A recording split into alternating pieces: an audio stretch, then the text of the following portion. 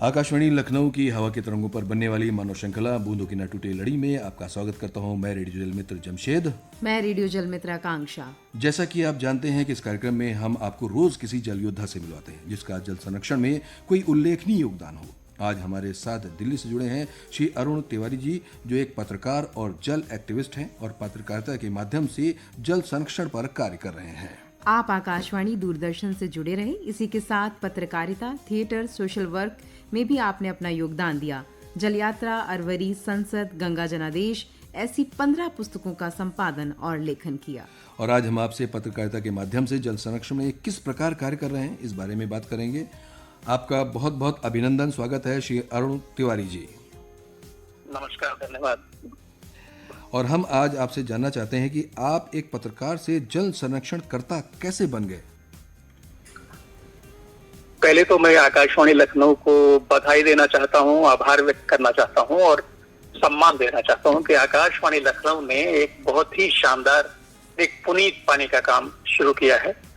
ये इसकी लंबी आयु हो और प्रभावी हो, ये मेरे मन में एक कामना है जी। बहुत धन्यवाद। दूसरा, जहां तक रही बात एक पत्रकार से पानी पत्रकार या जल एक्टिविस्ट बनने की जी, तो मुझे बताते हुए गर्व है कि आकाशवाणी में आवाज देना और शब्दों को रचना, उनके बीच में लय, छंद, ताल बनाना, ये इसकी गुरु मेरी आकाशवाणी है। मेरा कैरियर वहीं से शुरू हुआ जी। और लेकिन एक पत्रकार से पानी पत्रकार बनना या वाटर एक्टिविस्ट बनना, इसकी कहानी शुरू होती है 1994 में दूरदर्शन की एक श्रृंखला से अचीवर, जिसमें आपने नाम सुना होगा राजेंद्र सिंह, जिनको आजकल वाटरमैन कहा जाता है जी ऑफ इंडिया।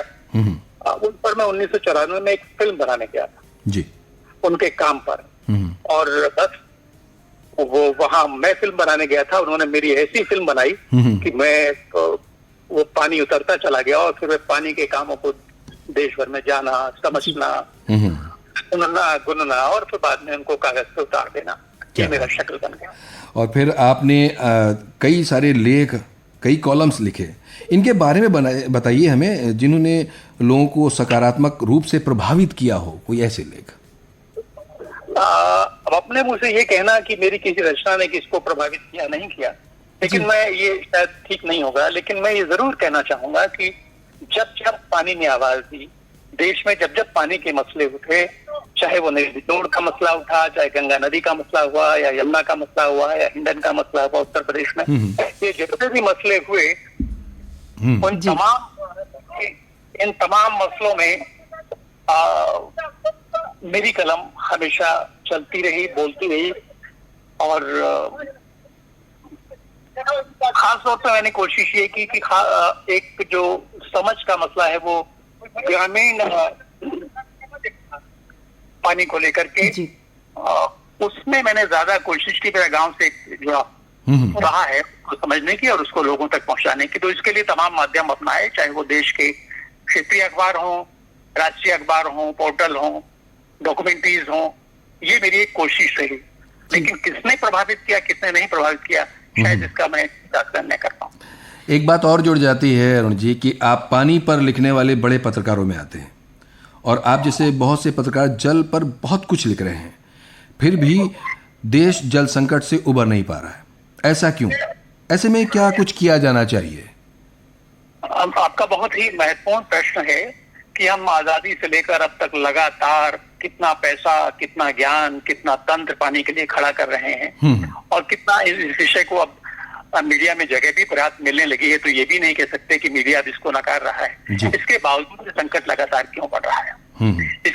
इसके बहुत सारे कारण हो सकते हैं, लेकिन जिन पर हम चिंता कर सकते हैं, मौसम के बदलने से लेकर के और लोगों के बदलने तक और सरकारों की नीतियों तक, बहुत सारी बातों पर चर्चा कर सकता है। लेकिन मैं मूल और बुनियादी बात जो इस लंबे अरसे से समझ पाया हूँ और जो देख पाया हूँ, वो ये है कि भारत का पानी का एक परंपरागत ज्ञान तंत्र था, जिसको जमीन पर उतारना समाज अपनी जवाबदेही, जिम्मेदारी समझता था।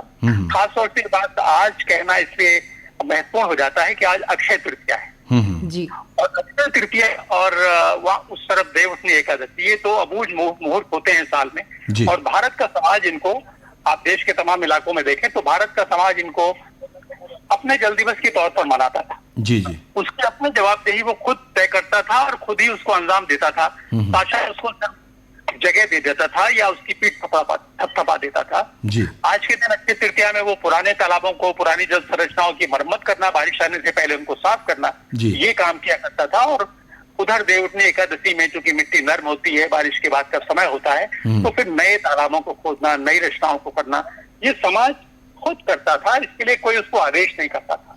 लेकिन आप यदि देखें तो वो और गलतियों पर हम बात कर सकते हैं, बहुत लंबी चर्चा कर सकते हैं कि कहाँ नीतियों में गलतियां हुई, शासन में गलतियां हुई, समाज की सोशियोलॉजी को समझे बगैर इंजीनियरिंग हुई, ये सब पर बात कर सकते हैं। लेकिन समाज भी परावलंबी हुआ। समाज ने भी अब हर छोटे काम के लिए, खासतौर पर जो सामुदायिक काम है, उसके लिए सरकारों की ओर ताकना शुरू कर दिया। ये एक बड़ी गलती हुई, बड़ी चूक हुई और इसका कोई विकल्प नहीं है। अंत में समाज को यही करना होगा। कोई भी सरकार, कोई भी बड़ा से बड़ा तंत्र सबको पानी नहीं पिला सकता और पानी का स्वावलंबन पहली शर्त होनी चाहिए। भी हमको चाहिए कि हम अपनी पानी की तमाम चुनौतियों से निपटें और निपट पाए, उसके लिए सक्षम हो।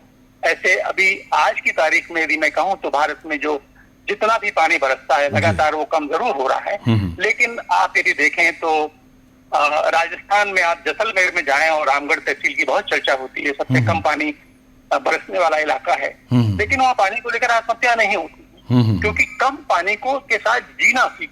अब बिहार जाते हैं तो बिहार ने बाढ़ के साथ जीना सीख लिया है। जी बिल्कुल। तो हमारे पास जितना है इसके साथ जीने वाला समाज और पानी को देवी देवता ये सब कह के उसके अलग अलग रूपों को स्वीकार करने वाला रूप, एक आस्था के साथ, एक श्रद्धा के साथ जीने वाला समाज, शायद कहीं कोई गलती हुई है। जी बहुत ही अच्छी बातें आपने कही और आपका बहुत आभार।